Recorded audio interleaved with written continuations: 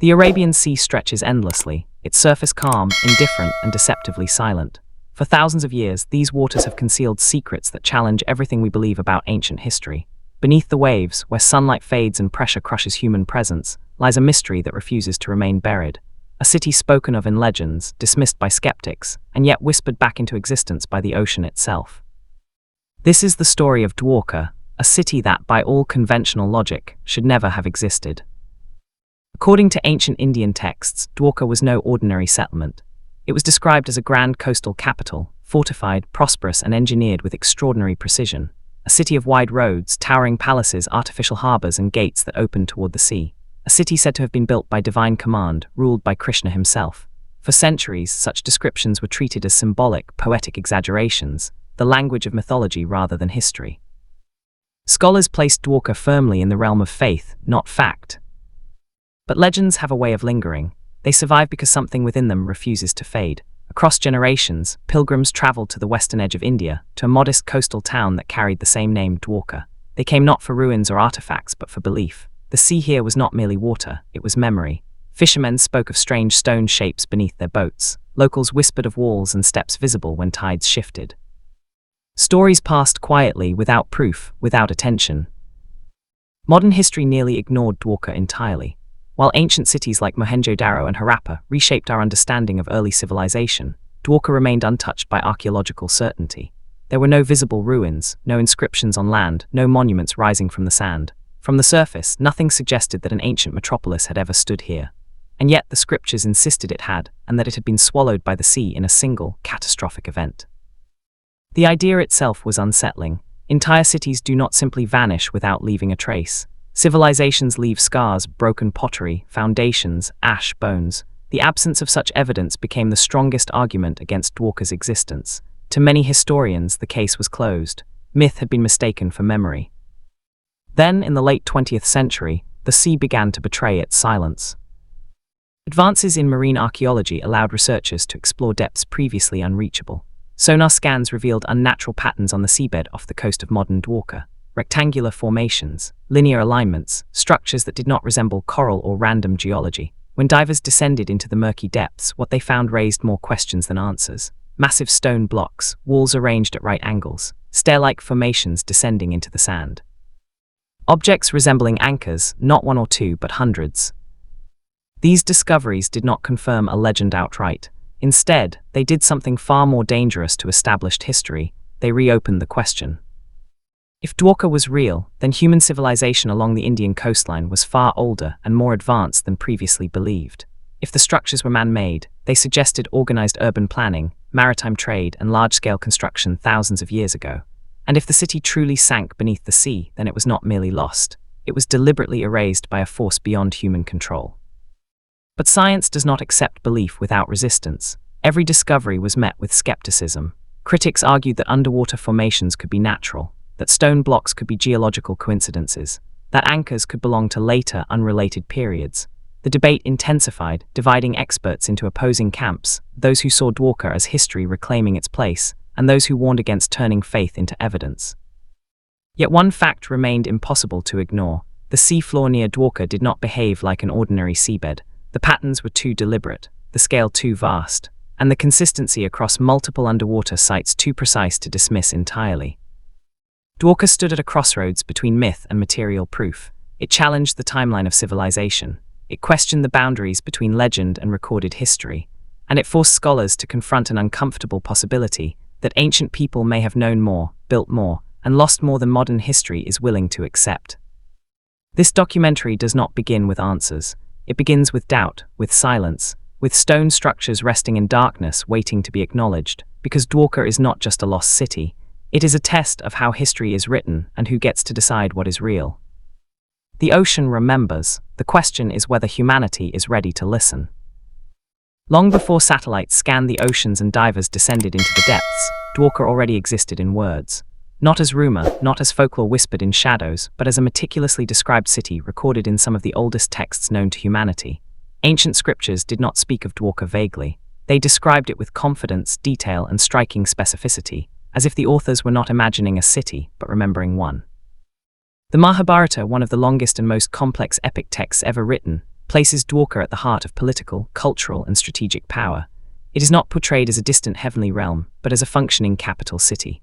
A coastal stronghold built on reclaimed land, fortified with massive walls, guarded by elaborate gates, and designed to withstand both invasion and the unpredictable fury of the sea. These are not the traits of myth alone, they are the fingerprints of urban planning. According to the texts, Dwarka was constructed on the instructions of Krishna after his people were repeatedly attacked on land. The solution was radical: a city built near the ocean, protected by geography, engineered for defense, and connected to maritime routes. The Harivamsa and Vishnu Purana go even further, describing wide streets laid out in geometric order, residential quarters divided by class and function, artificial lakes, gardens, and palaces adorned with stone, gold, and precious metals. Dwarka is repeatedly described as radiant, not spiritually, but architecturally. One of the most intriguing aspects of these descriptions is their consistency. Across multiple texts written in different periods, Dwarka appears with the same defining features: its location on the western coast, its relationship with the sea, its grandeur, and its eventual destruction. This repetition suggests a shared source of memory rather than spontaneous imagination. Myths tend to evolve wildly over time. Dwarka does not. Its core identity remains intact. The scriptures also speak of Dwarka as a hub of international trade. Ships arriving from distant lands, harbors filled with vessels, and merchants dealing in goods that imply long-distance maritime commerce. Such descriptions challenge the assumption that ancient civilizations were isolated or technologically limited. A functioning port city requires advanced knowledge of tides, navigation, shipbuilding, and logistics. These are not abstract concepts, they are practical necessities. Then comes the most unsettling passage of all, the fall of Dwarka. After the death of Krishna, the texts describe a slow and irreversible transformation. The sea begins to reclaim the land, waves breach the city's defenses, structures collapse, streets vanish beneath water. The destruction is not instant but inevitable. Dwarka is not burned, invaded, or abandoned, it is submerged. The sea takes it back, layer by layer, until nothing remains visible. For centuries, this account was dismissed as allegory, a symbolic end to an era. But symbolism alone cannot explain the geographic precision. The texts do not say Dwarka vanished somewhere. They point to the western coast, to a specific region, to a city whose remnants would lie beneath water. That level of detail demands reconsideration. Skeptics argue that ancient authors often exaggerated or mythologized real places. That may be true, but exaggeration usually inflates reality. It does not fabricate engineering concepts that align with modern archaeological understanding. The idea of land reclamation, coastal fortifications, organized harbors, and urban zoning appearing in texts thousands of years old is deeply uncomfortable for a linear view of history. What makes Dwarka unique is not just that it is mentioned, but how it is remembered. The city is treated as real, recent, and mourned. Its destruction is portrayed as a loss, not a metaphor. Survivors leave, kingdoms fall silent, and the physical absence of Dwarka becomes a turning point in history. This emotional weight is difficult to attribute to fiction alone. Ancient scriptures are often approached with either blind belief or total rejection. Dwarka demands neither. It demands investigation. Because when ancient texts begin to align with physical anomalies beneath the sea, the boundary between mythology and history begins to fracture. Dwarka, as described in the scriptures, is not a dreamlike paradise floating beyond time. It is a coastal city bound by geography, politics, and consequence. And if even a fraction of these descriptions are rooted in reality, then the ocean off the coast of India may not be hiding a legend, but preserving a memory written in stone. For centuries, the Arabian Sea guarded its secrets without resistance. Waves rolled in and out, tides shifted, storms came and went, yet whatever lay beneath remained untouched by human eyes. History, it seemed, had drawn a firm boundary at the shoreline. Beyond it, the past was unreachable. That belief began to crumble in the late 20th century, when technology finally allowed humanity to look beneath the surface, and the ocean began to answer. The first signs were subtle. Sonar readings conducted off the coast of modern Dwarka revealed shapes that did not conform to natural seabed formations. These were not random clusters of rock or coral growth. They appeared linear, angular, and deliberate. Long stretches of stone aligned at right angles, rectangular platforms extending across the ocean floor, patterns that echoed the logic of construction rather than chance. When marine archaeologists descended into the murky depths, visibility was limited and conditions unforgiving. The seafloor here is layered with sediment, disturbed constantly by currents and shifting sands. Yet even under these conditions, the divers encountered something extraordinary. Massive stone blocks, some weighing several tons, arranged in formations resembling walls and foundations. Structures that suggested streets rather than ridges. Steps carved into stone, descending into nothingness. Among the most compelling discoveries were the anchors. Not one, not 10, but hundreds of stone anchors scattered across the seabed. Their designs were unmistakable, pierced stones shaped for mooring ships, consistent with ancient maritime technology. These were not debris washed in by accident. Their concentration suggested sustained harbor activity over a long period of time, a city that did not merely exist near the sea, but lived by it.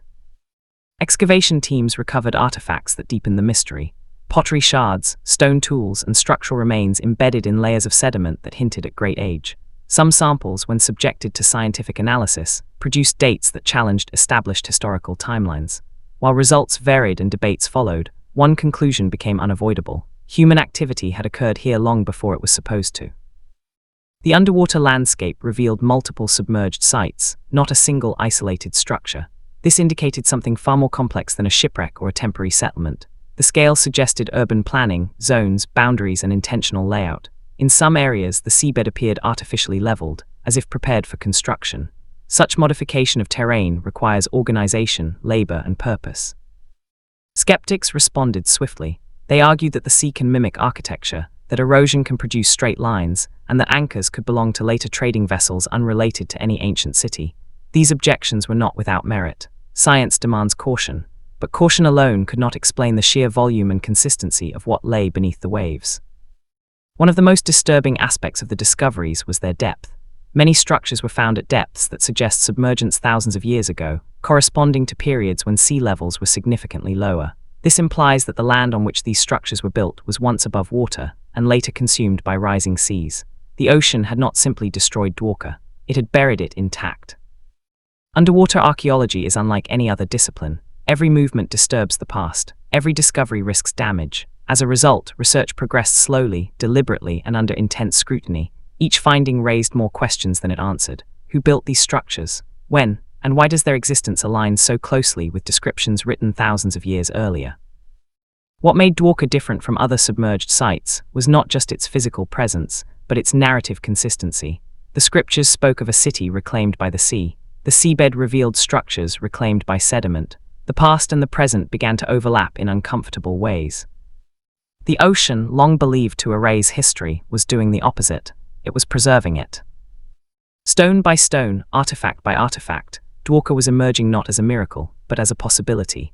A possibility that ancient civilizations may have mastered coastal engineering, that they understood understanding of tides, currents, and construction in ways modern history had not credited them for, and that entire chapters of human development may now lie hidden beneath the waves.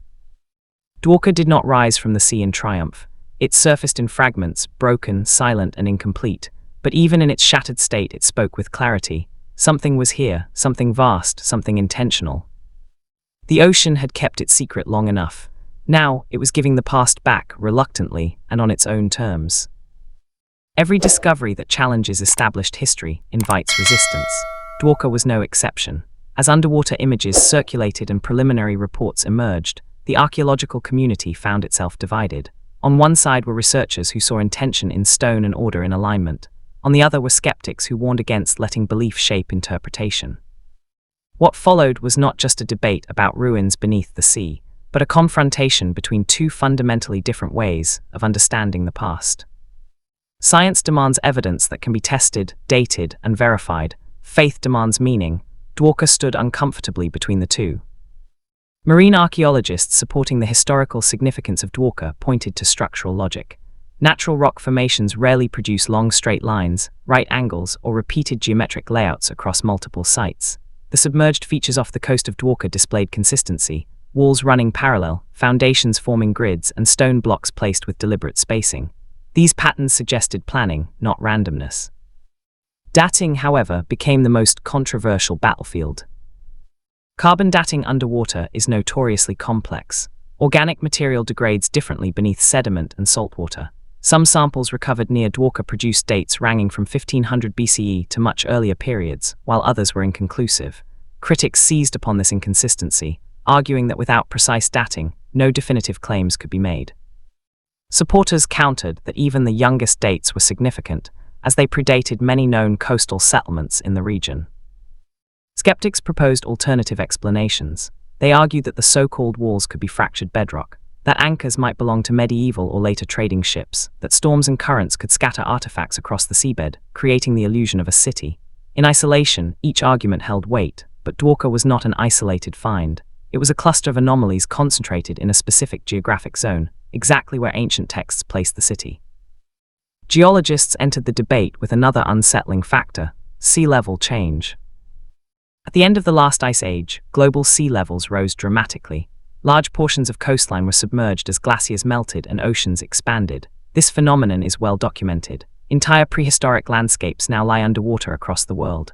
Dwarka's location falls within a region known to have experienced significant submergence. From a geological perspective, the sinking of a coastal city was not impossible. It was expected.